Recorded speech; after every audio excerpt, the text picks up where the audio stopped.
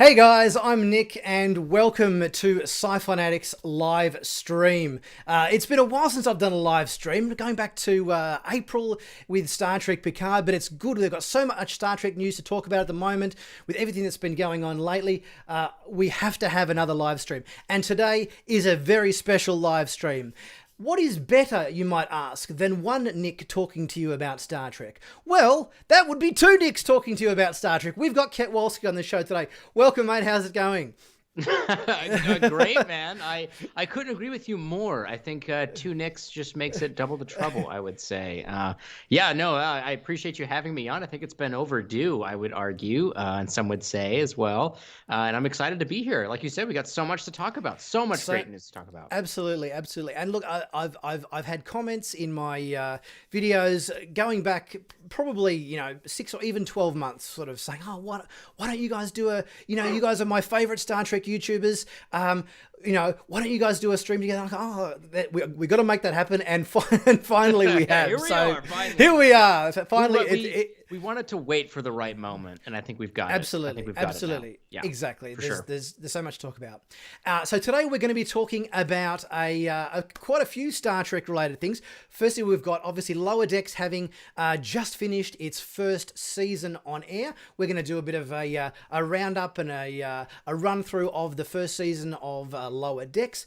We've got some amazing news that just happened the other day in the form of some announcements at New York Comic Con regarding Star Trek, and we've also obviously got the new season 3 of Star Trek Discovery starting just next week. So there's so much to talk about. I'm so excited. Seriously, yeah. I know. It's been a crazy week. I think. Yeah, I mean.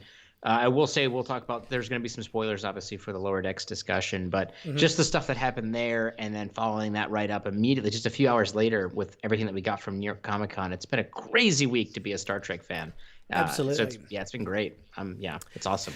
So right off the bat, I think the news which we have to talk about first, which just blew my mind, and I'm sure blew a lot of people's minds, because I knew there was going to be an announcement from.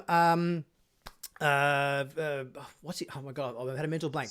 Yeah, Star Trek Prodigy. Kurtzman. Yeah, Kurtzman. We knew Kurtzman was going to make an announcement of some kind, and we kind of thought, oh yeah, he's just going to say, well, Discovery's been renewed for a 4th season or something. Something we already knew, or something that wasn't overly, overwhelming. But he dropped this major bombshell on us that was in the form of Star Trek Prodigy has got Janeway as part of the main cast. This is just huge news. It blew my mind. What was your initial reaction? So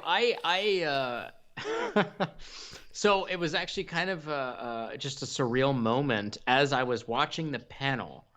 My Twitter feed on my second monitor was suddenly started to blow up a little bit, because I guess a certain website, which I will not name here because I don't know, they're probably in enough trouble, had released it just a few minutes before it had happened on the panel. But I wasn't watching it over here. So I saw things kind of updating over here very quickly, and I was kind of looking back and forth, and as I'm watching the thing, then she appears, and yes. and then I look back, and it's all of this Janeway stuff. People are like, "Oh my gosh!" And oh gosh, it was just, I was speechless. I was so speechless, and it wasn't just the fact. We got a couple of really good things here. Number one, that she's back, which is awesome, and she talked about how she's been involved with kind of exploring more about her character. She spoke very highly of the show, and she's very well spoken. I don't know if you. She is. She's very well spoken, and she just kind of was just gushing a little bit about it. And then she also revealed that she's also recorded some of her lines already. In fact, I was surprised she was actually she seems to be more passionate about Star Trek than I kind of thought she would be. Yeah. She sort of seems to me like, potentially one of those actors that kind of want to distance themselves from Star Trek, maybe a little bit, but that wasn't the case at all. She seems really passionate, really eager to put on the proverbial uniform, obviously not actually literal uniform, right. But look, I'm really excited about this news. I guess as a I would like to hope, and I'm not sure whether this is going to be the case or not, but I would like to hope that Star Trek Prodigy might take a a page out of the book of the Star Wars Clone Wars series. The CG animation for that was excellent. Good characters, well-written show. It's something that both kids and adults can enjoy. So I'm really hoping it's going to be more along those lines and not something that's going to, because obviously they've been saying it's kind of marketed for kind of kids between 5 and 15 or whatever. Yeah. And I'm hoping that it's going to be something that, as adults, we're going to be able to watch, and as Star Trek fans, and not kind of go, oh, this is, just way too kiddie-ish or kiddified or whatever. That's my hope. Yeah, I mean, I think it's one of those things that, they need to do the proper level of expectation management, which they're already starting, of explaining like the animation, what the kind of plot is, and the target audience, so that way people kind of know what to expect when they walk into it. It's not like a quick punch in the face, like, if you recall 2017 with Discovery Season 1 was a huge punch in the face. Yeah. People weren't prepared for that. So I think they've done already a good job, and they need to continue with that. But I 100% agree with you. To me, this show is directly relating back to the success of the Clone Wars and, for that matter, Star Wars Rebels. True. Because both of those shows started off with a targeted focus for a younger audience and then grew with the actual literal age of that core group of audience members. But it was still accessible to a larger audience. However, I am going to throw it out there that when people say oh, you should go watch Star Wars The Clone Wars, which is a fantastic show and everyone should watch it if they haven't, you'll be quick to note that a lot of the diehard fans of The Clone Wars will say well, maybe you could skip the first season or so, yes. It's a little kiddie-ish, and you could kind of jump ahead. It certainly found its feet in I think it was sort of, this is true, I think, for any TV series, that they tend to kind of need the first season to kind of iron out some of the bugs. And then by the time they hit their sort of, generally kind of happens, I think, around halfway through season 2, where they really kind of find their feet, and it's kind of, it's off and running at that point. The writers kind of have got a bit more idea the characters they're writing for. The actors are kind of found their characters, and it's, but it is harder than it used to be, I think, because obviously social media now, it's like, unless you smash it out of the park in the first episode, everybody rips you to shreds on social media. So I agree. I totally agree. I think it's a little bit. It's a huge risk, right? Like I'll use a good example of an anime show, which is Avatar: The Last Airbender, right? And it had a spin-off show called The Legend of Korra. When The Legend of Korra came out, after The Last Airbender had ended, people that were diehard, Avatar fans didn't really like it a lot. It was kind of shit on at the time because it wasn't what they wanted. It was very different, and it was all these things. But Avatar: The Last Airbender, if you go all the way back to the very first episode of the first season, really, it's very a kid-focused show. But if you as it continues on, again, as it grew with the audience, it got much more serious as things went on. It still kept that lighthearted tone, but it got more adult in theme. And like you said, with Legend of Korra, it kind of got it had a good run, but then it got kind of just canceled out because people it didn't knock it out of the park like these studio executives want it to. So I'm hoping that I don't think they've talked a lot about the season order. I know Lower Decks got an immediate 2-season order. I don't know if Prodigy got the same treatment. Has there been any comment about how many episodes they got in season 1 for Prodigy? Have you heard anything about that? Okay. I don't know.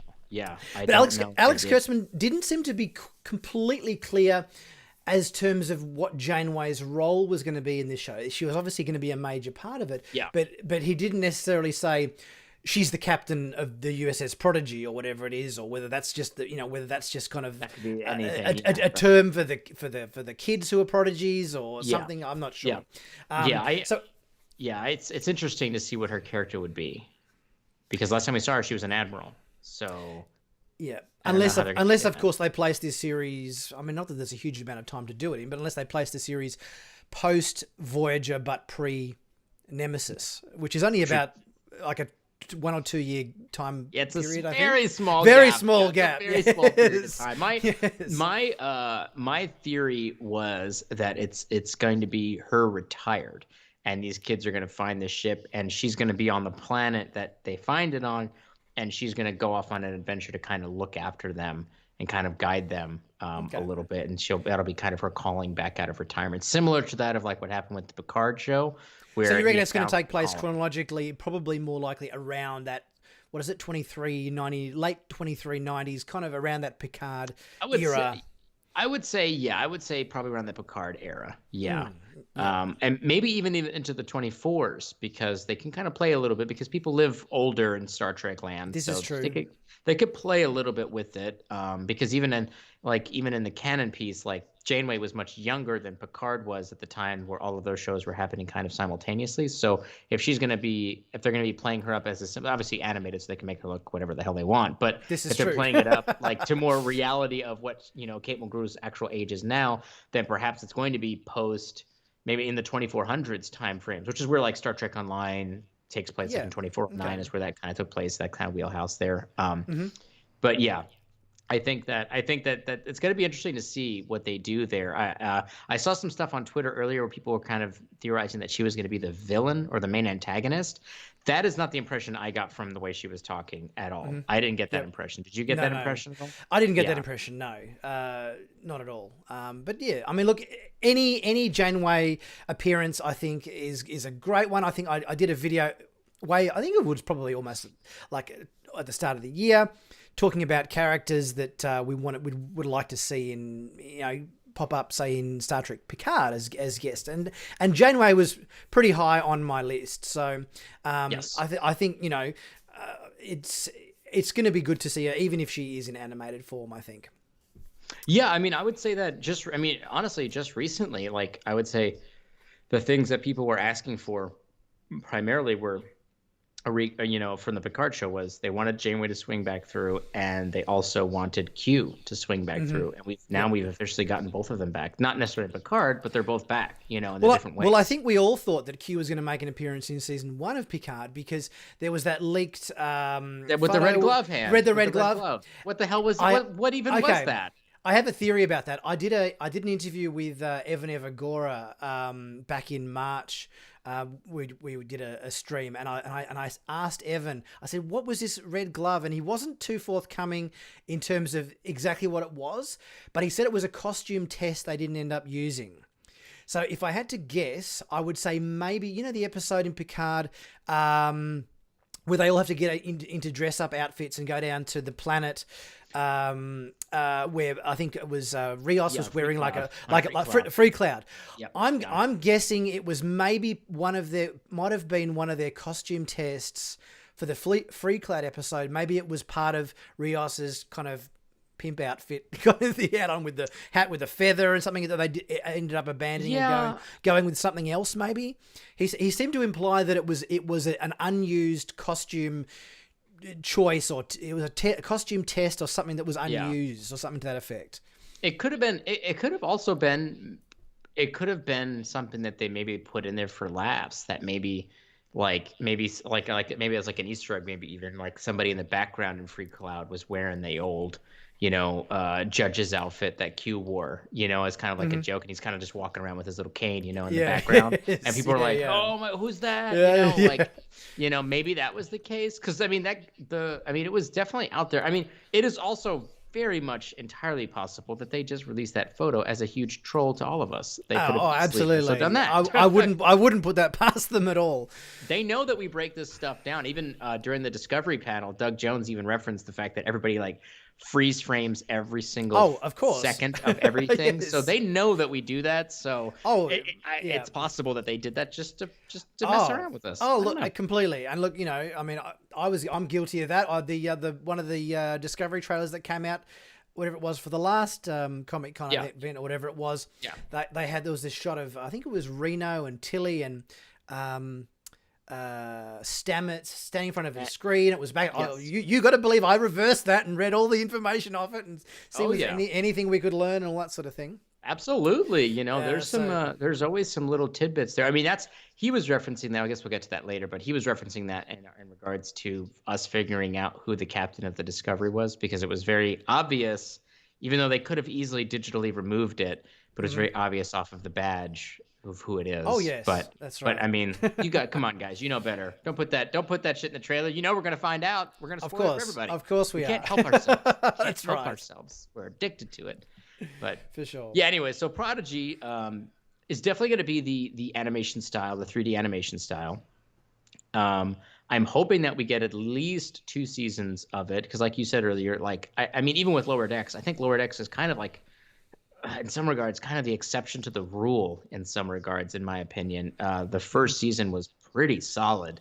And probably the best first season of any of the Star Trek shows. And I know some people think that's a little bit controversial. If you do think that, I recommend you go back and watch the first season of all the other Star Trek shows, and you come back and tell me how you feel about it. But so I think that might be the exception there. But Prodigy, I hope that we get at least 2 seasons. Let them find their footings. Let us get invested with what these characters are. Let kids start watching it, because, kids, they're kind of like, you can put anything in front of them and, they'll kind of watch it. But, they'll eat it up, that between that 5 and 15 range, there's got to be time for the parents to know about the show and to then get engaged and have their kids get engaged on it in a lot of ways, especially since it's behind a huge paywall of CBS All Access.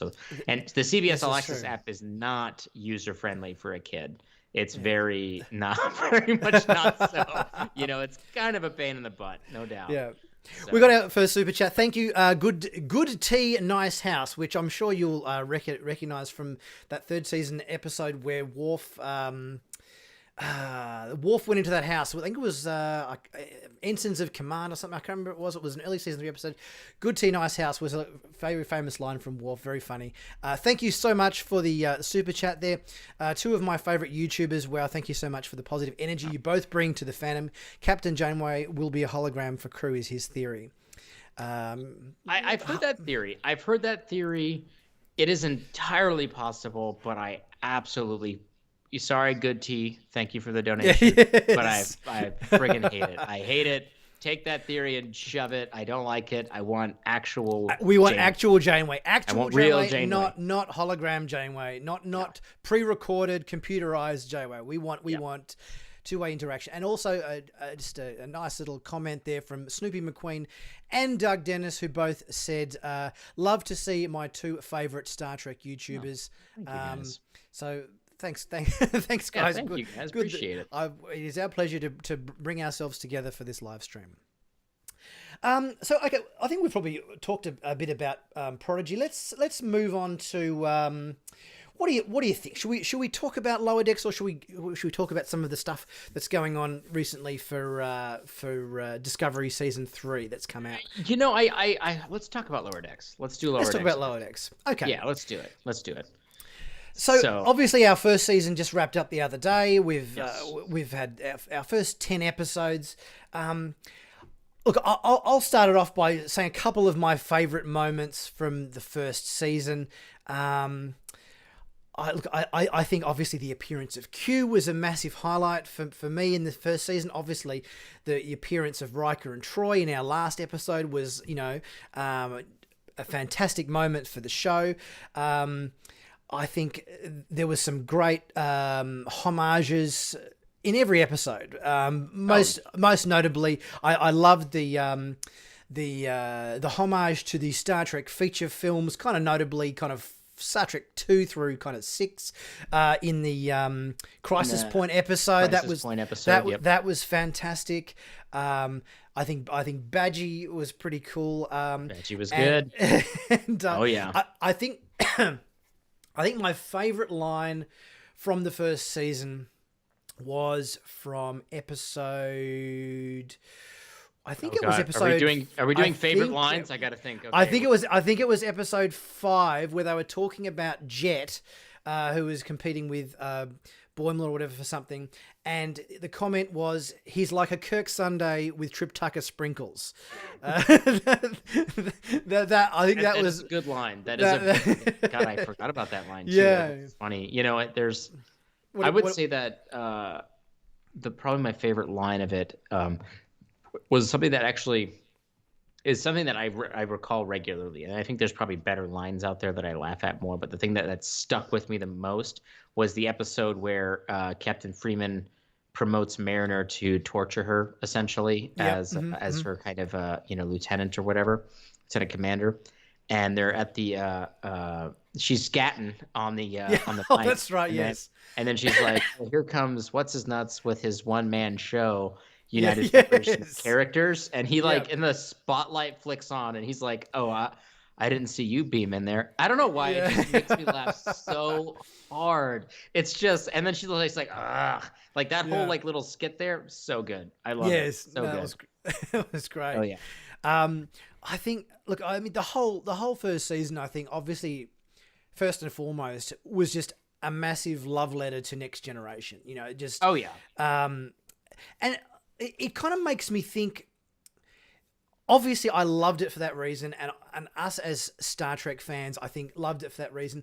Do you think somebody, if this is the first Star Trek show you've ever watched, and you're tuning in to watch Lower Decks for the very first time, and you haven't seen any other Star Trek series, you haven't seen all of those references that we know and love from past shows, do you think it still works on that level? I would say yes, and the reason I actually know, like for a fact, that it works on that level is because one of my very good friends in real life is not a big Star Trek fan. I'm kind of getting him turned on to Trek a little bit. Like he watched a little bit of Discovery, he watched all of Picard, and I had to like talk him. Like he's like, who are these old people that he just arrived at their house? He's like, what's a Riker? What's a Troy? Like who are these people? I have to explain to him. I'm like, you're missing stuff here. But so he's watching Lower Decks.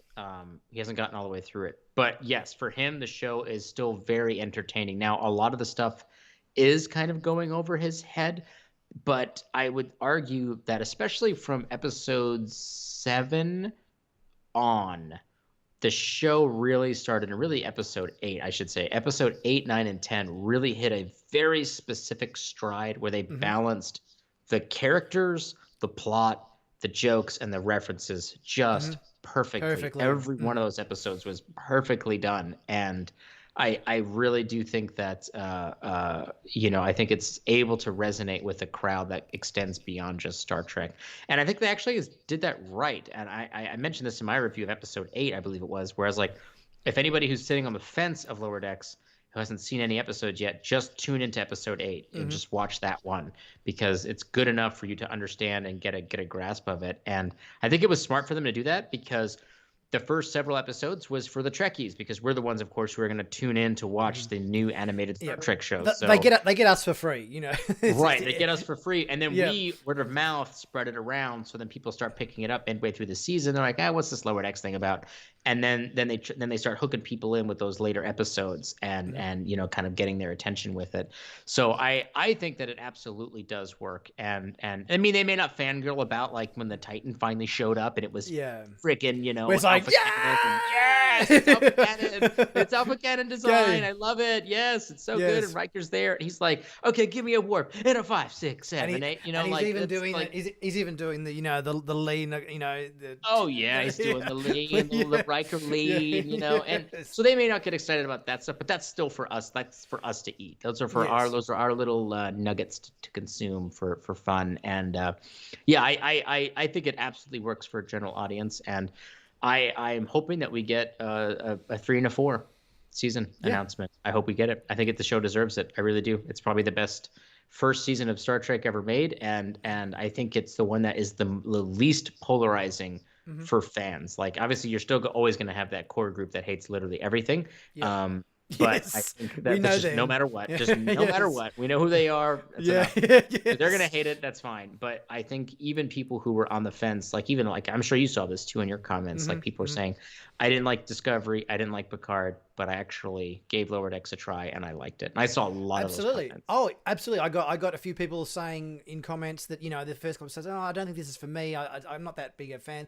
And then in the last video I did for episode 10, it's like, I've actually come around to the show. I'm loving it now. I'm loving the characters. I'm loving the narrative of it. And as you say, people who maybe were a little bit on the fence or kind of like, I don't know, By the time the season finished, I think, a lot of them had maybe revised their opinion on animated Star Trek. So, that's good.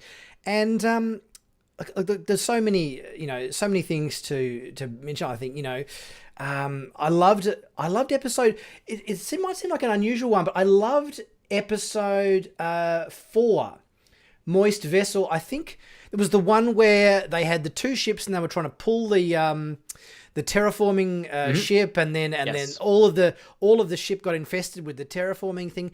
To me, that episode felt like like a proper Star Trek episode in terms of its narrative, like, you know, the way it was structured, but it was done on such an epic scale with all of the, you know, the water and the trees and everything infesting the ship. It's something you'd never be able to do in a live action show, because it would just cost ridiculous amounts of money in CG effects and everything.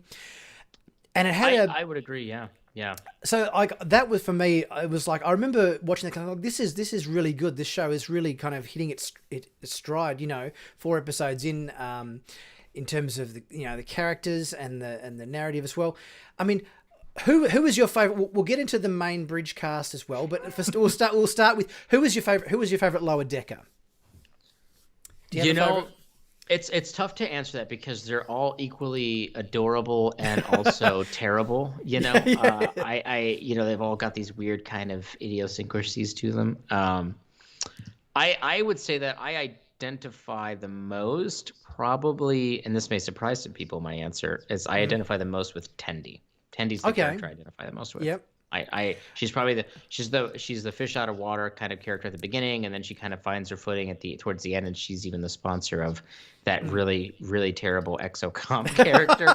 I was so surprised to see that return, because I mean, even in Next Generation, I think it was season 6, which kind of strikes me as odd, because it sort of seems like that whole Exocomp episode kind of seemed like it should have been, you know, some sort of early season 1 or 2 episode. Yeah, it's a brutal. It was like a thing, and it was, you could kind of tell it was on fishing wire, and it was just a bit hokey, and yeah. Yes. But yeah, it was, You're right. Tendi is kind of like the audience, because she's kind of she started off with being the new one to the ship, whereas kind of, you know, Boimler and Mariner and stuff had already kind of been there for a while. She was kind of the audience eyes into the show, you know, and I loved the line from her in the Crisis Point episode where she says, "Stop stereotyping Orions.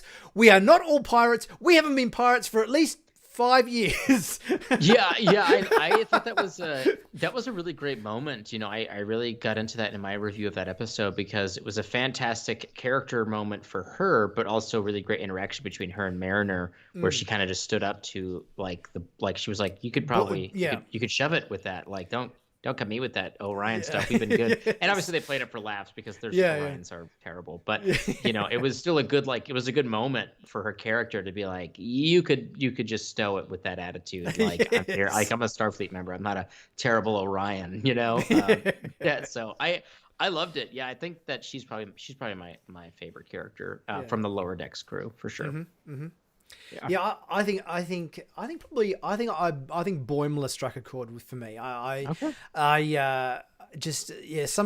think because he was, whether it was he had maybe the larger majority of kind of the Star Trek in references and like comments about the past, and he always kept referencing the Enterprise, and I think maybe more often than not he was the spokesmouth for those little historical gags, I think, perhaps. So from that point of view, I loved Boimler. Yeah.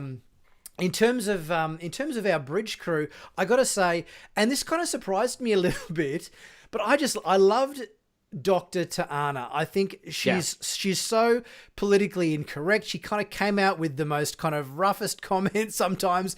I think she was probably the most bleeped or most censored character in the first season, where she just come out with something that you could just tell, oh my God, like, you know, that is that is so wrong. Yeah, I mean, there was that part where Boimler was like, we should do evasive pattern alpha beta or something, and she was like, is he fucking serious? Like, that was really funny. Yeah, she was a good character for sure. I remember last year, God, it feels like 10,000 years ago, but last year at San Diego Comic-Con, we got the still images of the crews, and we saw the bridge crew, and I remember being very excited about Perlasky, as she's affectionately known. And I just thinking to myself, like, what is that character going to be like? And even like her physical appearance kind of let me think one thing, but even hearing her speak and the actress that performs her beautifully well. And it was just such a unique character that was just, that voice actress took that character and made it her own. And it was great. Yeah. Great lines for sure. Absolutely. Yeah, absolutely. Yeah. So best episodes, best moment. Any other best moments you can think of that kind of stuck in your mind from season 1? Well, I will go back. Let me go back to the other one really quick. I will say that favorite bridge crew character is Shax. Shax is my favorite bridge crew. The Bear Pack stuff, I don't know why that just kind of stuck with me. I love the Bear Pack concept. I like how he's very protective, but also very, very brutal, very abrasive, I should say, in a lot of ways. And he's just kind of a stereotype onto himself as the security chief. Yep. I also have I don't think this is a very bizarre theory, but I think most people understand this, is I don't think he's dead at all. I don't think he's actually dead. Is there something in particular that kind of gives you the impression that he maybe isn't dead? I would say that him and Badgie neither one of them are dead. Okay. I think that just because Badgie was a huge popular character when it came out, people loved it, and also Shax being one of the primary bridge crew members, I just don't see them killing Shax off like that, unless they do something silly where they find like Shax's brother and he's exactly the same as Shax, something like that, or kind of playing on that Tasha Yar and her sister kind of trope, where maybe, you know what I mean? Like, her sister was kind of like Tasha, but it wasn't exactly Tasha. And, there was a kind of a play there, and she obviously turned out to be a bit of a jerk at the end there, but, I wonder whether that was a bit more of a play on the fact that, at the end of season 1 for Next Generation, the tactical officer security chief was killed, and at the end of Lower Decks, the tactical officer security chief that's what I'm saying. Was killed. Like, that's why I think it might be a Tasha joke, which to me, like, just is like another thing that's like, are they going to stick with that, or are they going to bring him back? Which they also brought back Tasha's, Denise Crosby, the actress, in for the all sorts of different Sealer roles. and for Yesterday's Enterprise, right. So they may be doing something like that, which is another huge, just TNG parody reference. So I'm actually surprised they didn't do a Tasha Yar reference, in the memorial service or whatever for Shax or whatever. I thought they might do the whole Tasha Yar kind of, comment, but they let that one slide by. But that's okay.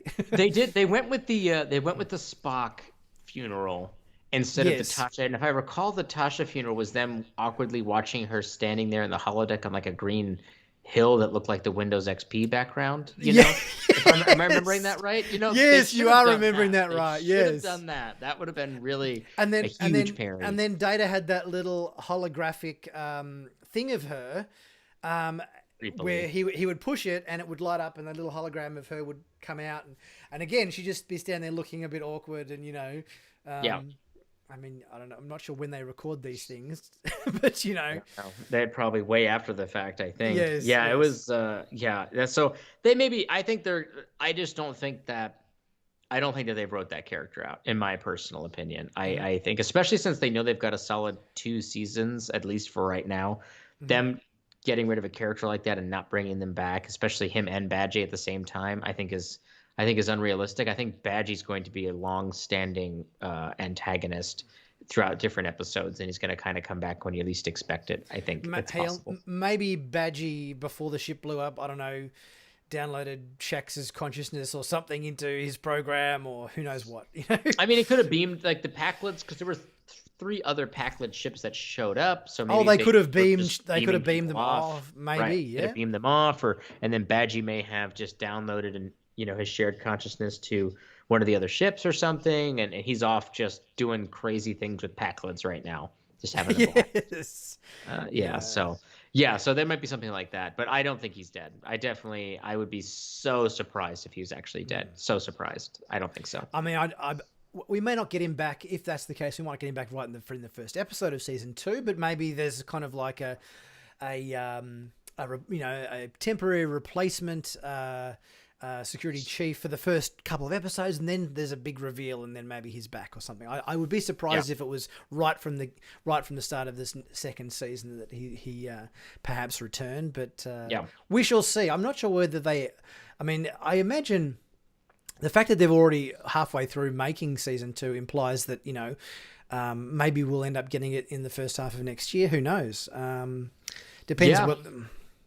Yeah, who knows, really? I mean, they finished the scripts, and they've kind kind of picking up on some of the stuff that I know they didn't really talk too heavily about this in the panel, but they are starting the pre-production work for the second season already. And from the inference I got from the panel was that at least some of the actors had been sent their scripts already. Because some of them were kind of dancing around some of the plot points of character growths between certain elements there. So I think at least some of them have seen some of the scripts at some point. So they may already be starting to shop that around, which makes sense. The animated stuff, they did the majority. Like from what Mike McMahon said back in March, they had a very few limited amount. I think Alex Kurtzman even said this the other day too. They had a small amount of the season done back in March, and by obviously its premiere, they just rushed through that production and just pushed it all together and got it out the door because they had to slide back Discovery's release date because of the pandemic. So I think it's because that's all of those people already have all the equipment at their house. It's probably very easy for them to continue working on it. You know what I mean? Like it's probably like they're just much. Oh look, I'd be surprised if they even stopped work at all. They probably just kept rolling through. While they're on a roll. Yeah, you're probably right. Yeah, because let's face it, they obviously had a few delays this year with COVID and everything. So I'm sure if they want to keep it rolling, they can. Yeah. Thank you, Chuck. Commander Chuck just complimented me on my T-shirt. If you want one like this, they're available in my merch store. Check out the link in the description or whatever. I got this is on. Yeah, I'll stand up. There you go. You can see a bit better.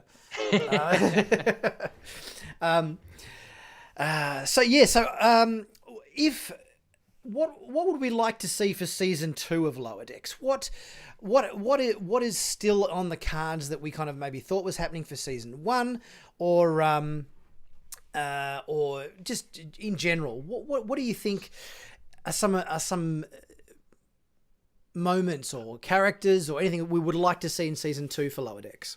Yeah, I would say that I think that from the panel they already described that we're going to see a little bit more Riker, Troy, and the Titan. I think at some point Boimler's going to get sent back to the Cerritos. How I would like that is for him not to be a screw up, but I would love for a situation that develops where Boimler misses the Cerritos and he goes and requests a transfer back to the ship, and he talks to Captain Riker about it, and he's like, that's where my family is, that's where I belong. And maybe they have like a little bonding moment where he's like, I stayed on the Enterprise way longer than I should have because it was where I was, that's where I loved, so he kind of, they have like a little bit of a bro moment, and they send him back. I think with Jonathan Frakes and Marina Sirtis being on the show, I think that really unlocks the gate for any of the other returning cast members. So I would love to see, honestly, I want that, like, to me, the sky's the limit. I'd love to see the Enterprise, which would involve, at the minimum, you would get LeVar and Sir Patrick and Michael Dorn back, because they would still be on the Enterprise during this time period. I would love to see them visit DS9 or something. Maybe we get to see some of the DS9 crews, because they don't get a lot of love. That cast doesn't get enough love, and they really should. And well, that's the next group, right? Like, I mean, they're mining the TNG. They're starting to really mine with Seven and Janeway. They're mining Voyager, and Robert Picardo's going to be in Picard season 2. So they're mining Voyager. Is that confirmed? I read something that might have been a bit of a unsubstantiated rumor. So it was absolutely confirmed that negotiations were ongoing. Right. Now, whether or not that a deal was sealed, or as they were rewriting the scripts, which they've had a lot more time to rewrite Picard season 2 scripts now, they may have decided to drop that character. So that is possible, but it is absolutely, like Robert Picardo himself 100% said, yes, I'm in negotiations to be in this show. But yeah, so they're mining Voyager, but they haven't started to mine DS9 really. And the only DS9 mining we got was that flashback of Mariners when she was on the Keto, I think it was. Yes. When she was talking about she had the big hair. She had the big hair, and she was talking about the relation, the other couple that was on the Keto that she was friends with, and the girlfriend turned out, it was the boyfriend turned out to be like a shapeshifter or whatever. But yes, it showed the ship dock the DS9 then. but yes, we want. I think, as you say, the DS9 cast is fantastic, and I think any DS9 love, I think would be long overdue, I think. Yeah, I agree. I mean, obviously, Mike McMahon has been very, very open about Lower Decks being a love letter to the next generation. Mm-hmm. But I think especially if they don't get a follow-on season order or something like that, they may try to put a little bit more into it. And I think that, again, like it's just it's an opportunity because it's animated to just not have to worry about costume fittings and props and schedules and craft services for the actors. Like you're paying them money, you're sending them studio equipment, they're recording their lines, and they're sending this stuff back to you. So it's easier to just be like, hey, here's the stuff, get it back to us by this date, and they can just send it back. Yeah, I mean, so I think there's a possibility there. As Zboy points out in the chat, surprisingly, there was more references from Enterprise in Lower Decks than there was for DS9. Yes. I think there was quite a few. I love that last reference to Enterprise in the finale when Riker comes out onto the bridge and goes, "Oh, I was just in the holodeck, watching the journeys of the original Enterprise, with Archer and crew and everything, because those guys it took a long time getting from there to here or whatever. It took a long time for them to get from there to here. Yeah, which is not only a great reference to Enterprise, but it just lampoons two things that Star Trek fans love to lampoon, which is the theme song to Enterprise and the finale of Enterprise, where it's the holodeck, thing that Frakes has been very open with, saying that he didn't really like that idea, but they did it anyways. My understanding of that was that that Brannon Braga and Rick Berman knew that it was the last episode of the kind of the Rick Berman era of Star Trek, and they wanted to make it a finale of the Rick Berman era Star Trek rather than just a finale of Enterprise. That's what they said, is that, and that obviously highly pissed off the Enterprise cast. Well, they failed. You failed. You absolutely failed at that. Yeah. So that was a great way to dig on that. Super funny. Absolutely. Okay, let's how about we have a bit of a look at some of the new material that's come out in terms of what we might be up to expect for season 3 of Discovery. Yeah, absolutely. So obviously at the New York Comic Con we had and also at the end of the last episode of Lower Decks we had a new little teaser trailer for Discovery season 3, and we also got a little bit of a sneak peek at the first 2 minutes of Star Trek Discovery, the first episode of the new season. Now, obviously, we can't play the clips or anything like that. We can't play any video because CBS would give us a big smack for doing that. Yeah, let's not do that. Yeah, let's not do that. No. Yeah. But we can have a look at some of the stills that came out. So, for starters, this is books. This is the bridge, if you can call it a bridge, or would you call it a cockpit of Book's ship? So operations area. Operations area going on there. Yeah. My initial thoughts of this was that it looks more like the corner office at a corporate, a corporate headquarters or building, rather than necessarily a spaceship cockpit. But then again, I guess they're being so far into the future. I get what they're trying to do in terms of, okay, let's just throw it out there, something that doesn't even look like a spaceship cockpit, a traditional spaceship cockpit in this sort of sense. So I get what they're trying to do with this, although my initial thought was that yes, more like sort of corporate office building, corner office,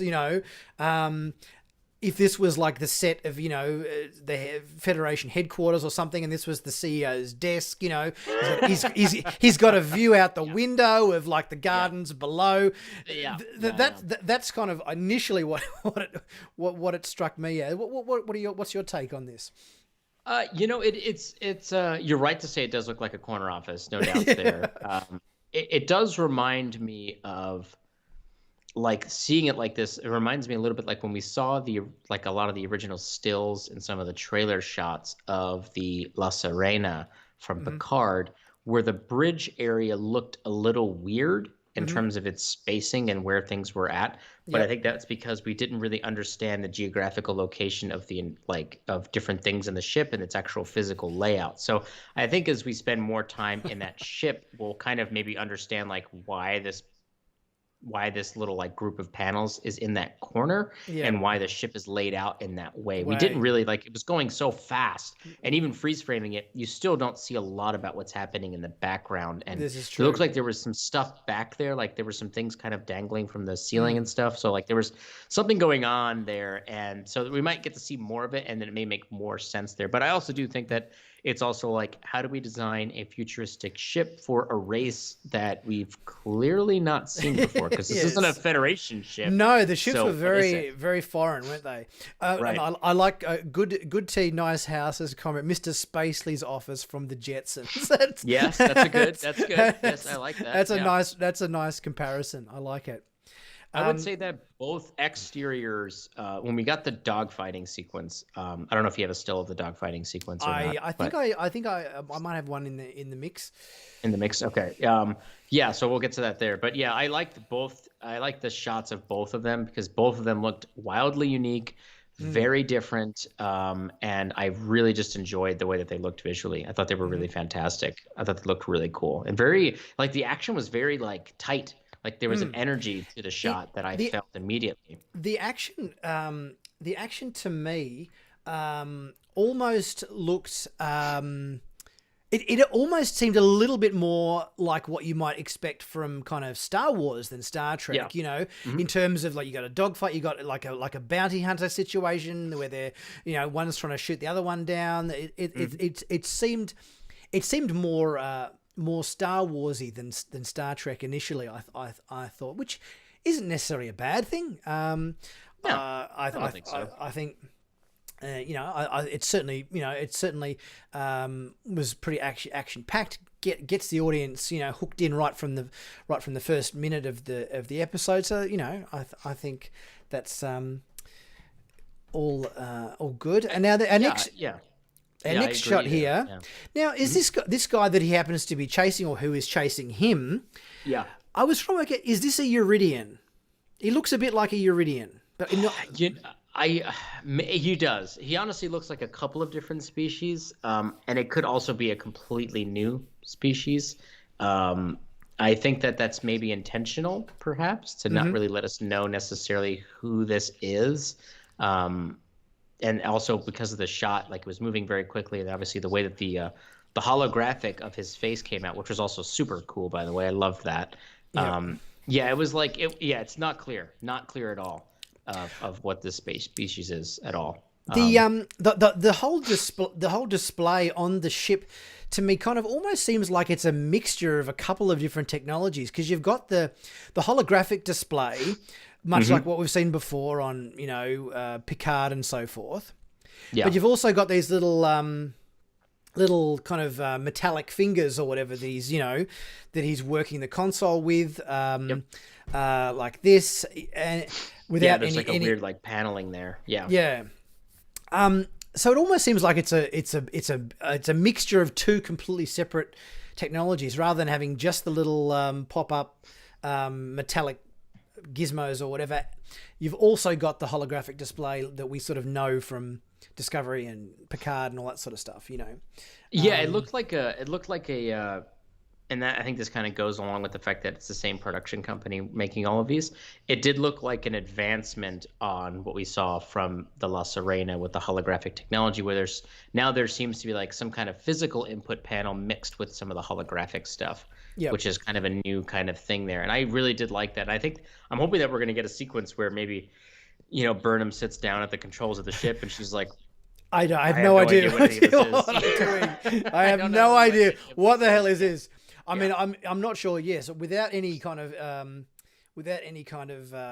buttons labeled. Right. I What even guess, is that? Yeah. What even is it? Yeah. Yes. Yeah. It's I think that the ship obviously gets hit by Burnham when she comes through the thing and it crashes. But I do know then one of the other trailers, I think the most recent full trailer that we got, we now know that what this ship is I think we actually saw it in the landing bay of the Discovery being repaired. So I think we're not going to this isn't going to be a one and done. We're going to see this ship more.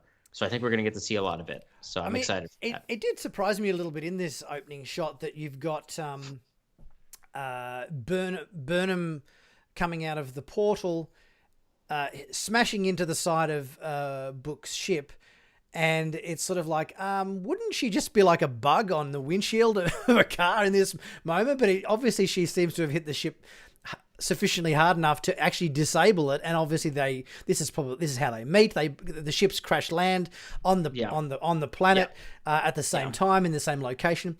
It's like okay, she's coming through the portal, and she smashes into the side of his hull. It's like, but it's like, okay, how did she not like a bug on a windshield? I kind of took that a little bit as I definitely hear what you're saying. Yeah, and so for me, I felt like because we don't necessarily know what kind of damage his ship had already taken. We don't even know if this ship itself even has shield capability, and we also don't know the velocity with which she was traveling out of there. This is true. I think her damaging the ship may make a lot of sense. I think the opposite, like a different question we would ask is, how much damage would she as a person have taken? Yes.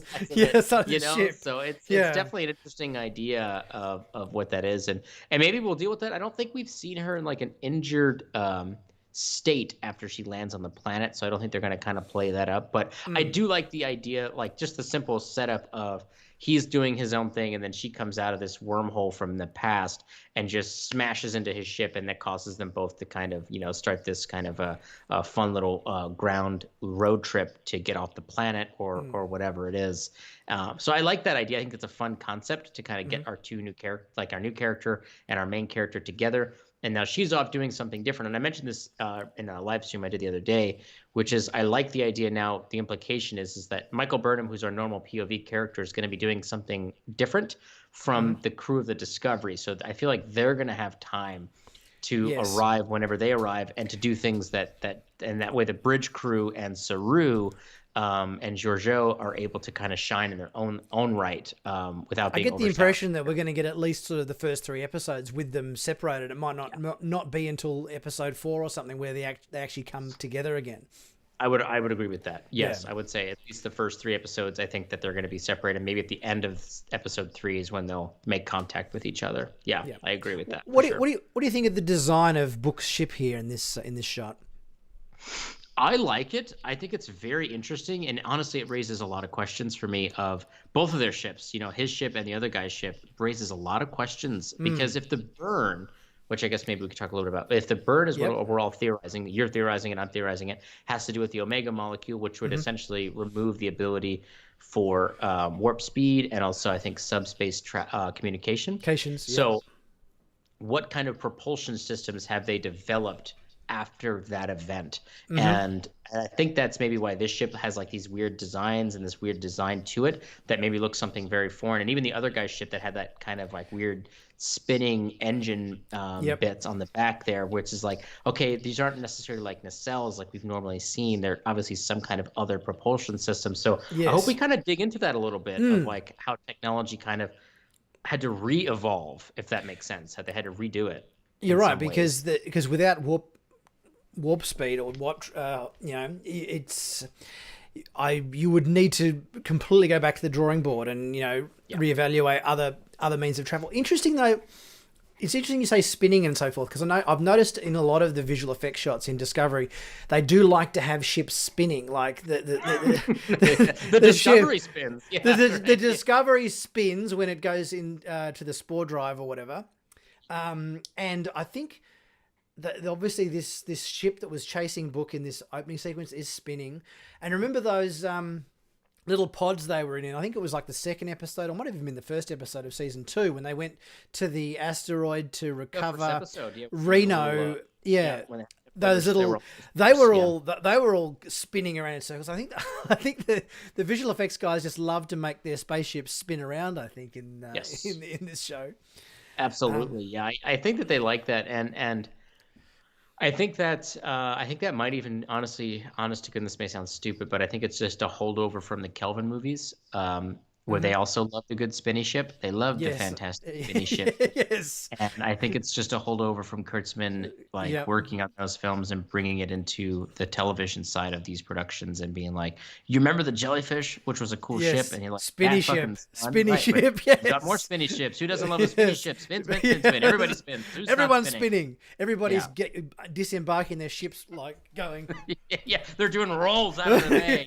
Everyone's spinning. I want to see people spinning in the dining facility. Everybody's give me a bucket so I can throw up this motion sickness. Yeah, absolutely. Yeah. So we do have a question here. Oh yes. Chat. Commander Chuck throws out here. What do we think the connection to season 3 is going to be with the short trek Calypso? Wasn't the Calypso story set in like another 1,000 years or something after, wasn't it set like in the 33rd century or the 30s? There's two schools there's a lot here, right? So the two main theories that I have, because and the discovery is what's key. There's a through thread here of no longer being the Federation. In fact, the character from Calypso refers to the Federation as the Vidraesh, which was, I think a synocope of, I don't know how to say that word, of the word Federation. Mm-hmm. So there's obviously a throughput of the Federation is no more. But the discovery, and it's Zora, I think is the name of the AI that's completely sentient. That's the kicker piece. And the AI saying that it's been in that nebula for 1,000 years. Years, yeah. So the thing here is, in my mind, there's two schools of thought. Is the discovery is hidden at some point in season 3 because of its spore drive technology, and they don't want it to fall into the wrong hands, so they just decide to park it somewhere, and they don't want to destroy it because it also still has the sphere data on there, so they just hide it. Yep. Or this is that's a pretty solid one. What I actually think is going to happen is Georgiou is going to use the discovery somehow to jump back in time, so that she can pop off and go do her spin-off show, Section 31, with Ash Tyler. And she's going to hide the discovery in that nebula so that the crew that's, quote unquote, 1,000 years, give or take, the computer could have just been estimating 1,000 years. The crew in the future that finds it again. And it's almost so you think it's like Doc Brown hiding the DeLorean in the mine shaft in Back to the Future 3. Perfect example, yes. Exactly. And he sends the letter to Marty McFly. Yes. Right. Exactly. Right. You are 100%. Yes. We're talking about Back to the Future 3 scenario. Yes, and absolutely. I think that's the most likely scenario. That's what I think. Yes, absolutely. So we'll see how that plays. See how that plays out. That's my working theory. I don't know what do you think? Look, I think that's as good a theory as any. I'm happy to go along with that. Talk around Back to the Future 3. Absolutely. Yeah. Who doesn't love Back to the Future? I think that those are classics. Yeah. Because initially you think, oh, well, it's going to be 1,000 years ahead of season 3 Discovery, but yes, I think you might have something there in terms of the other 1,000 years before that, perhaps. So yeah. Right. And because if you remember that character in that episode at the beginning, he was on a enemy escape pod that was playing Betty Boop, which was really weird, but on replay. But but he's like, the Federation's long gone, and it was this foreign-looking spacecraft that we've never seen before. Also, we just saw 2 foreign-looking spacecrafts that we've never seen before. So, for all we know, it could be around that same time period, and this ship is just something that kind of, like we were just talking about in theorizing, is technology has kind of had to re-evolve in some regards, and this is one of those new starships or escape pods that were attached to a starship that is functioning without warp capability. Yep. And it just happened to stumble into the nebula where the Discovery is waiting for it's it to link back up with its crew. I think that's a really exciting theory. Or they just hide it and it's just sitting in there for forever. So I don't know. We'll see what happens. Let's hope whichever way it happens, it's an interesting and engaging and surprising plot twist that yes that it has us go, oh my god, I will say that I think it was at the last live panels that Alex Kurtzman was at. So I think it was either I think it was maybe at the end of last year, maybe beginning of this year. A fan did ask that, is Discovery season 3 going to tie into Calypso? And his response is, we'll see. But his response when people asked him about Strange New Worlds was, "We'll see." We'll see. So okay, yeah. So that's his favorite. So that's his favorite. That's his go-to line when he can't say anything. Yeah. Yes. Okay. So saying "we'll see" means that maybe they are gonna. I don't think they're just gonna totally ignore it, because especially since it was the most popular of the short treks, I don't think they're just gonna ignore it. Yeah. So this is true. We'll see what happens. Yeah. What do we got next in the photo lineup? This is some of the wreckage that Burnham and Book is flying through. It just gives another angle on Book's ship there, which kind of looks almost like a question mark on the right of frame there. Yeah. It's sort of like a sort of a weird question mark ship. Maybe that's intentional. It's sort of it's possible. Yeah, definitely, absolutely, it could be possible. Yeah. It's so the debris field here. Obviously, we're seeing what appears to be a saucer section of a starship. And you could read USS and you could read NCC, but that was all you could read. There was no ship names or anything on it. Right. I think as she went through the debris, you could read NCC and USS. So yes. But I would argue that there's definitely more than one ship out there. Absolutely. The debris field's too big. It's huge. Yeah.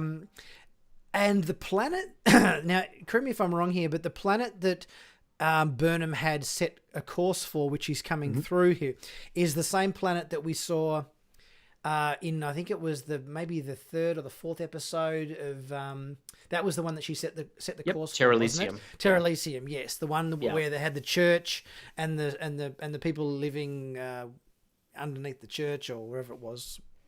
So they did confirm, and I don't remember how long ago this was, they confirmed in an interview that the planet that Burnham arrives at is not Terrelysium. Okay, so something has gone awry with the navigational systems on the Red Angel suit, where she hasn't necessarily arrived at the same location that she thought she was going to be arriving at.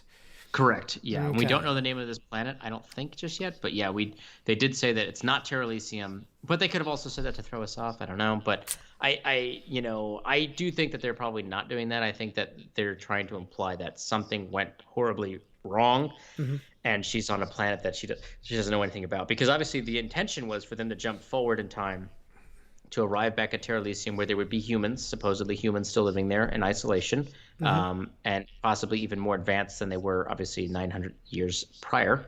Yep. And they were going to hopefully meet up with her mom, which nobody's really talked about that, I think, in a lot of ways, is they were supposed to meet back up with her mom. This is true, yeah. And I wonder if they're going to find Dr. Burnham. Are they going to find Mama Burnham at some point? Is she going to be popping in and out? I don't know. Nobody's really talked about it. They haven't really mentioned it yet. I haven't heard anything about the actress coming back for anything. Or is the time frame they've jumped forward to beyond that?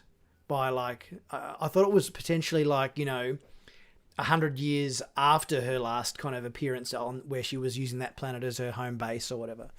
No, and maybe chat, maybe they can correct me if I'm wrong here, but I believe that the time crystal, and they did remake the suit, so this one could work definitely differently.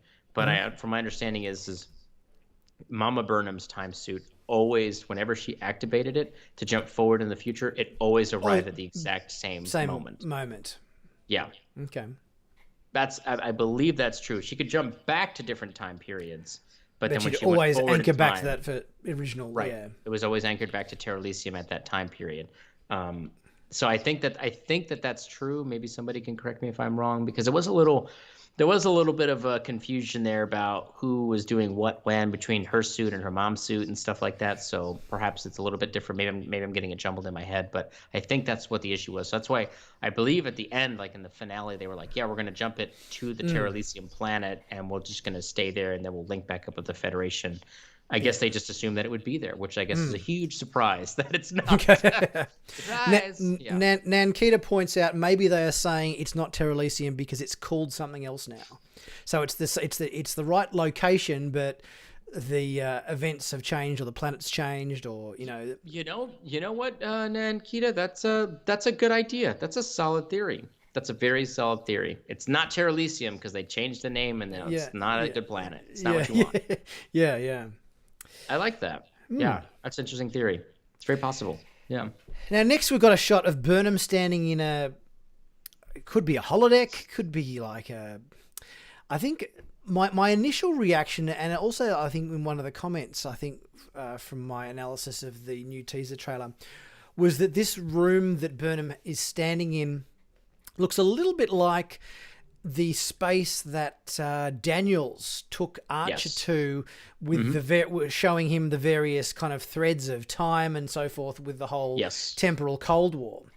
Yes. So what do we think this is? Do we think this has got something to do with the temporal division and time threads or whatever, or do we think it's something completely else? I think that there's a good chance that it's the temporal stuff. I think that's probably the best working theory I've seen so far. Another theory that I saw was this may have some kind of connection to the Trill pool that we see, and maybe when people lay in it, they get these visions of just space stuff that's just kind of like a hallucination of just, oh my gosh, and the knowledge of all of these people, and they're in this pool and they're just like experiencing all these things. It could also be something as simple as just a map, maybe it's like forming a map of the galaxy. It may have something to do with the mycelial network. I don't know. It does look a little spindly, could be mycelial network related. I don't know, but yeah, I think that the best working theory though is that it's the quantum observatory thing that Daniel was using. I think that's pretty accurate. Yeah, I think that's my favorite theory. So I think that's pretty good. And I think it was Heather Caden that said that during the panel where she directly referenced the temporal Cold War, Daniels, and all of those plot points. So they clearly are thinking about that. They haven't forgotten about it, which is really great to hear. Whether all of that's going to make it into the show, or a lot of those references will make it into the show, it's unclear. We obviously there are crew members going on there. I assume you've got a picture of when Burnham's on the bridge. The uniforms look very similar to the ones we saw in the Voyager stuff. The Voyager stuff, yes. Yes. Yeah. So there's something going on there, and those were temporal agents. Those were temporal folks. They were temporally doing things temporal-wise. So I think that there's a possibility that they are still hanging around, and they may be like super adhering to the temporal accords and the temporal prime directives, and being like, no, we really can't. Even though it destroyed everything, we can't go back and change what happened in the burn or something like that. I don't know, but we'll kind of see how that plays out. But yeah, this could be something that maybe they're showing them, that maybe they have it at this point, the quantum map or whatever.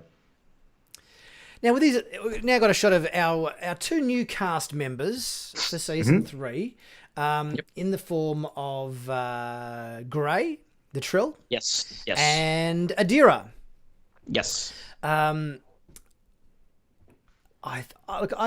obviously this, as always, Star Trek is breaking ground for diversity, as it always tries to do and has done since the beginning of the first, whatever it was, interracial kiss between Uhura and Kirk back in the original series.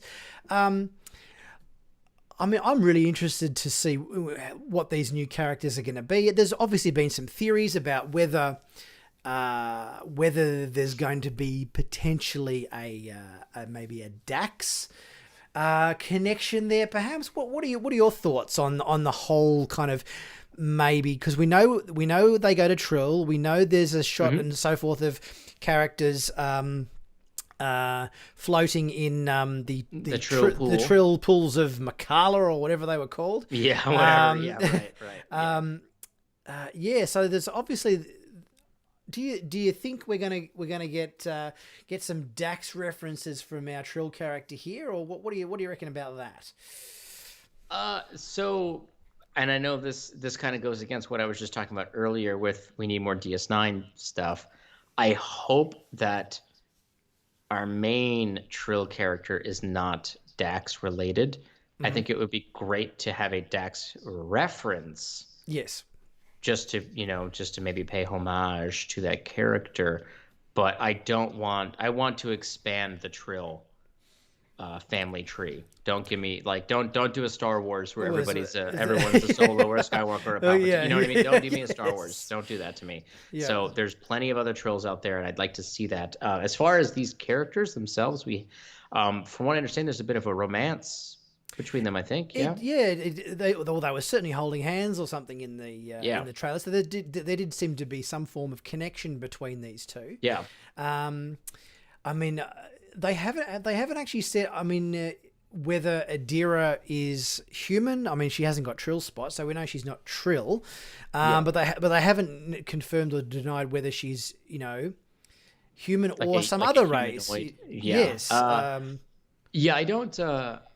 I'd like to see in a relationship there. I know that there's a lot of people. So the thing is when Star Trek did the big announcement a couple of weeks ago, they were like, we have our first non-binary Star Trek cast member, in Star Trek, and people were quick to point out the episode from The Next Generation, where they did have the non-binary character that was interacting with Riker. The name of the episode is now escaping me, but you know the episode I'm talking about. No, it wasn't the Offspring. It was something else. The Outcast. The Outcast. There we go. Yes. Yep.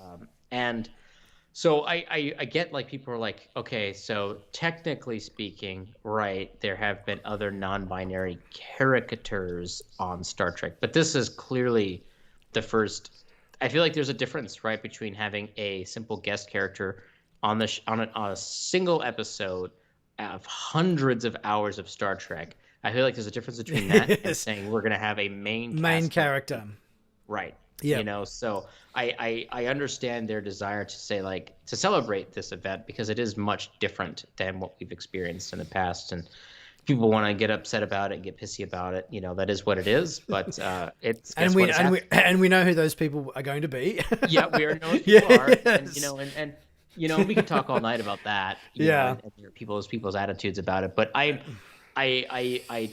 things that I hope for with both of these characters is I hope that they're treated respectfully. I hope that they have great interactions with between themselves and the other characters, and I hope that they're more than just their sexual identity. I hope that they're actual in-depth, full-blown characters that we get to actually experience, which I think that they're going to be. I don't think that for all people like to crap on Discovery for saying you're putting your identity politics too much in our faces or whatever.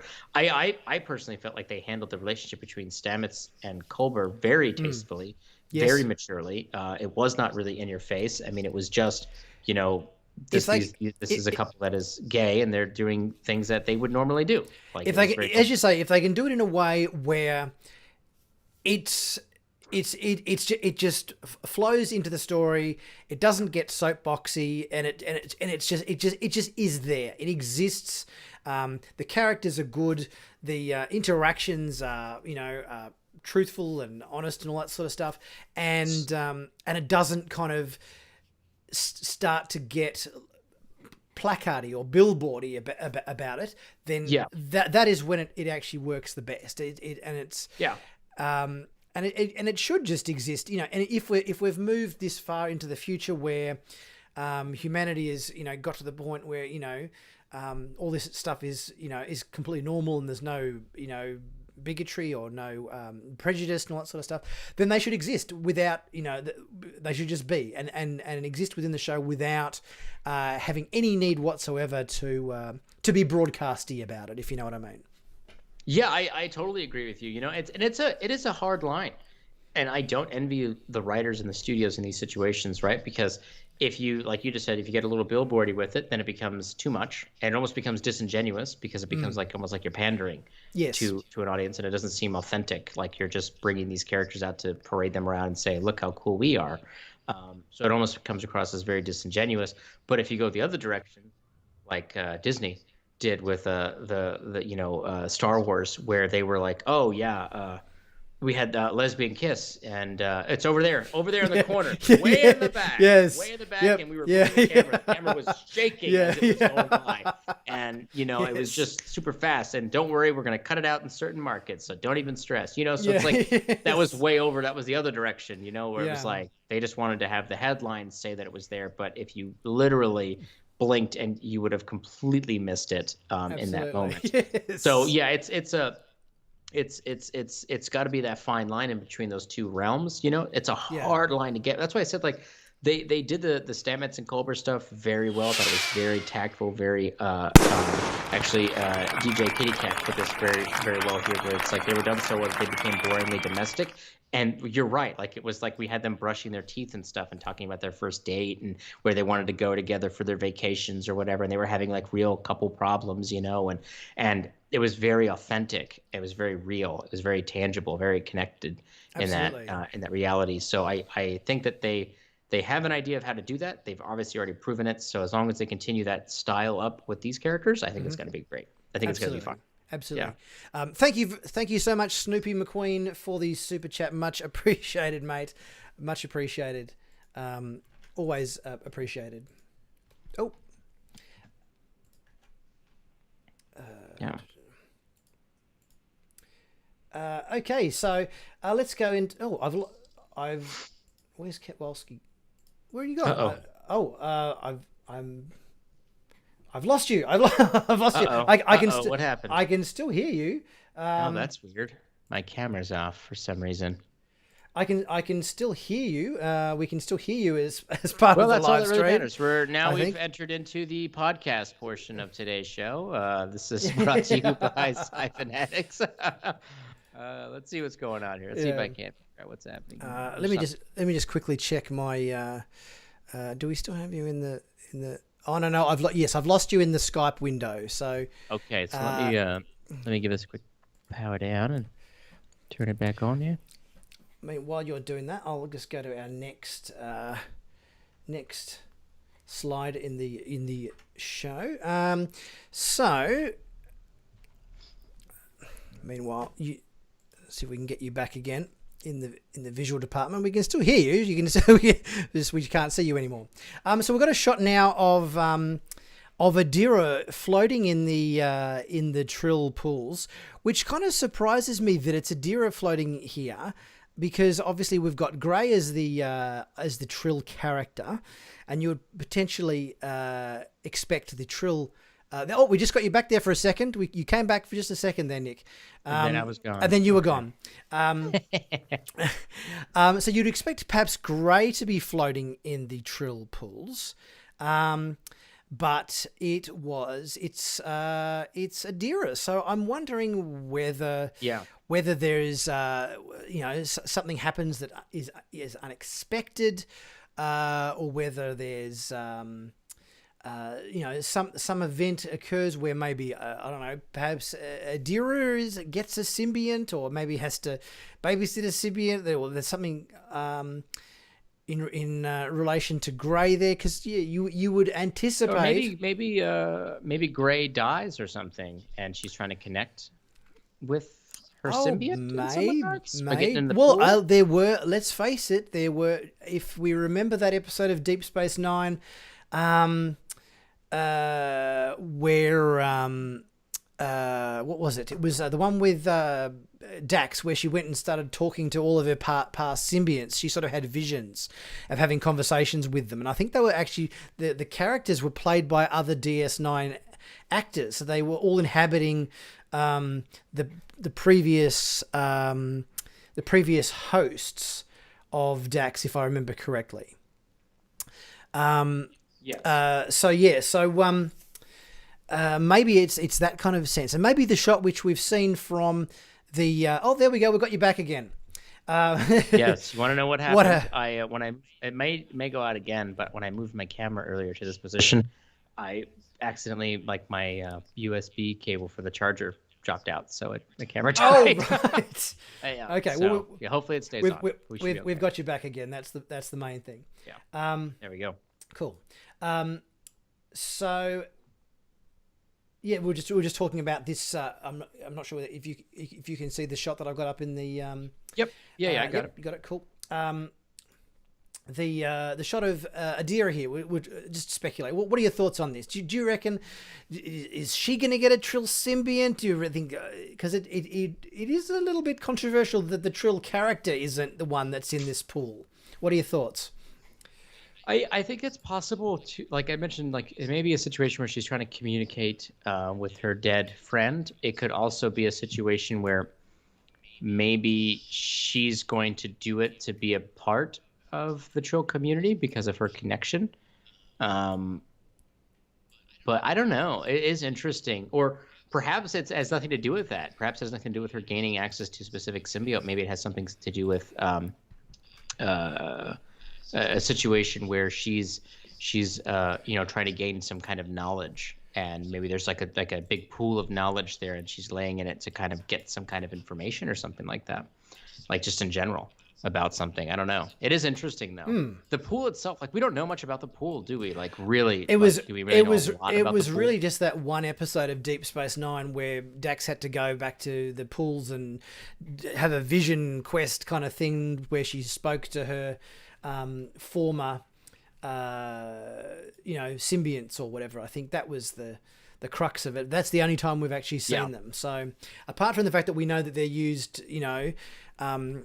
they're used to give hosts symbionts, right, and that often Trill will go back to those caves to and the little symbionts live in the pools and they swim around and zap little lightningy things to each other in terms of their communication.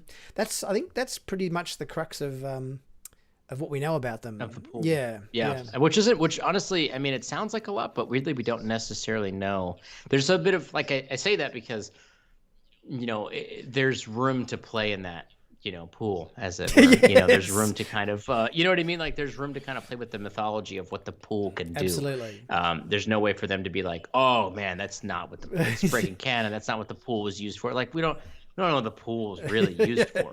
Like it could be any, like, don't give me that. Providing she doesn't pee in the pool. That's the main thing. I think she might get her membership revoked to the Trill day spa that she's at there. Yes. Yeah. Absolutely. Okay, what have we? That was my last still. So on that, so yeah, it'll be interesting to see what we've got coming up there for Discovery season 3. Obviously, I would say. Sorry, I was going to say is I would say just by freeze framing the latest footage that we got. Actually, I got a shot off of the little teaser that was at the end of the Lower Decks trailer, or the Lower Decks finale, excuse me. And there was a shot of Michael Burnham walking in uniform, walking directly towards the camera. And if you freeze frame it, which of course we do, you'll notice she has 3 pips on the badge. And the other shot that we kind of got like a half shot of it of Saru's badge, it looked like pretty confidently he had the 4. Yes. So it looks like he's going to be captain, she's going to be first officer, which I think is the perfect combo. Absolutely. I think that's the most ideal scenario. Absolutely. I 100% agree. I think, and I think seeing Pike promote Saru to captain at the end of season 2 and give him sort of, command over the Discovery whilst Burnham was doing all the Red Angel suit stuff or whatever. It makes sense just to keep that consistent. I think the fact that I think also Saru was acting captain, I think, in the interim after Lorca died, but before they got Pike on for the beginning of season 2. So I think it just makes complete sense to keep that consistent, and I feel that Saru, probably has earned it. I think, Yeah, I absolutely agree. I think he has. I think that there's a dynamic there that's played up. It's been very subtle, but if you watch Discovery through, especially the like really both seasons, because even when they were in the mirror universe and the situation with Lorca was uncovered, just Saru was in command of the ship, and Burnham was kind of doing her thing and kind of trying to get in touch with Giorgio and trying to figure out how to get back back to the Prime universe, and he was in charge there. And there's been many situations where Saru gives the speech on the bridge, and he gives it to the crew, and Burnham's off doing the thing. And just from a storytelling perspective, as like the show itself, like if your POV character is the captain, it's going to be a little bit difficult to always put her in harm's way in that nature, where she's kind of like always the one kind of getting in the muck of things. Yeah, she's getting stuck into all the technical sciencey stuff. Right. She's the one down in engineering, unbolting and reworking something, and you can't. I think that she has to maintain that role. So I think the perfect balance, as you said, make her first officer. She keeps her science officer role. And then she can get down and dirty with all the away missions and all of that sort of stuff. And or even being the XO, she could be the first officer, but it still allows her to kind of get down and dirty, like you were saying. Yeah. It enables her to kind of get off the ship and go do stuff. And it's just a dynamic that they've established very subtly throughout the first two seasons. And I would love not to say nothing to take away against Michael Burnham. She's obviously more than capable of running the ship herself. It's just where we're at right now, it makes the most sense to work it this way. And who knows? Like maybe we'll be at a point where maybe at the end of Discovery season 4, maybe she'll get her own ship, and it won't be the Discovery. She'll get her own. I think there's a touch of the Rikers happening there with Burnham, in the sense that she doesn't need to step up and be captain. Yeah. She's quite comfortable being, as Riker once put it, he was very happy being the first officer on the flagship of the Federation, rather than being a captain of some little other ship that's down the pecking order of the some tugboat, some little tugboat. I mean, he waited for the right ship, and he got it. Because what he was. I remember he was obviously the carpet was pulled out for him or whatever for the Melbourne. Yes. Which I remember fondly, as Melbourne is my hometown.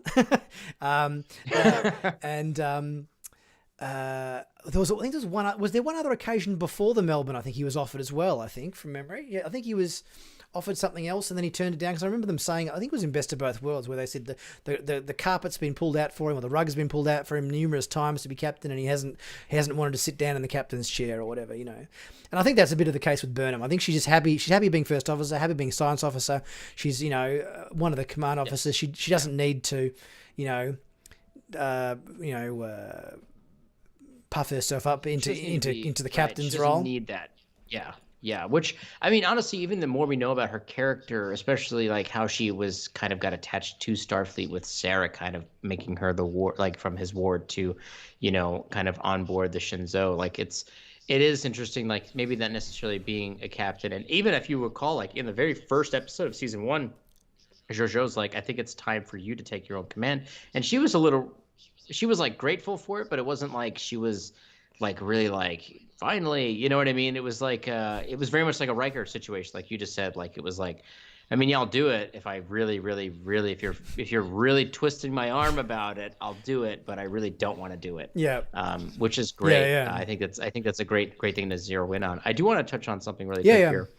A comment here from Troy White. It says, so Discovery, which conceives itself as so very progressive, will have killed off 2 LGBTQ plus characters. Now, this is a very controversial comment you've thrown out here, Troy, but I wanted to respond back to it really quickly by saying, I think it's number one, Discovery has killed off a lot of characters. It's, they keep bringing them back, and they're probably going to bring back Pine Lorca too, but they keep killing off a lot of characters.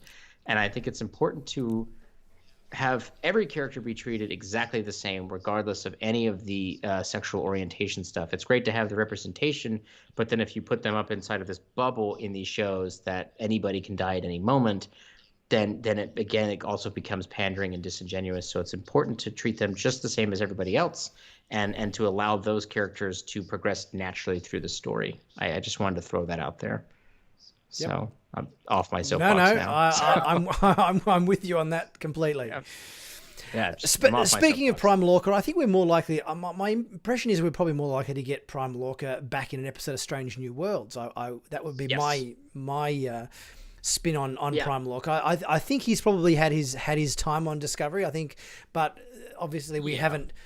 The question goes unanswered as to what in fact did happen to Prime Lorca prior to Mirror Lorca taking his place in season 1. So yes, I think that's definitely a story thread that the writers could very easily go back to for Strange New Worlds. Yeah, I think that's a Strange New Worlds situation. It could be a short trek type situation, or a mixture of the both. Mm-hmm. Have they confirmed they're doing more short treks? They've definitely said they're doing more. Yep. Okay. Yes. Well, I mean, so Alex Christmas says that they've written more short treks. Now, whether or not that means that the funding is there, because sometimes the wording can be a little bit, so they have written more short treks. Mm-hmm. But I will note that Jason Isaacs, the actor who plays Lorca, went from, ending his time on Star Trek and thanking everybody to, yeah, geez, I wonder what happened with Lorca, but, this Pike guy's pretty cool, to, yeah, I mean, I'd love to come back and do Prime Lorca. That'd be kind of cool. And, hey, what's going on with Prime Lorca? Maybe Prime Lorca isn't a raging douchebag, perhaps. Maybe. I don't think he's going to be. But, yeah, so now his stance in interviews is I can't talk about it. Right, okay. So, obviously, something has progressed to where he's saying I actually can't talk about it at all anymore. Okay. Which is interesting. I think that's a possibility too, where he may come back and maybe instead of taking command of a starship again, maybe they're going to utilize his skill sets inside of like Section 31, because he has so much. He would have a lot of experience at that point with the Mirror Universe, and I'm sure Section 31 is probably trying to do some incursions into the Mirror Universe. So he'd be definitely an asset to kind of get people in that location and then kind of around there. So that's definitely I think that's definitely a possibility. Yeah, so I'd be curious to see how that works. Absolutely. Well, I think we've probably covered all of the talking points we kind of had on my little list here in front of me. It's been an absolute pleasure having you on the show today. Thank you everybody for coming along. We've been talking about doing this for quite some time, so it's great we've actually had the chance to do it finally.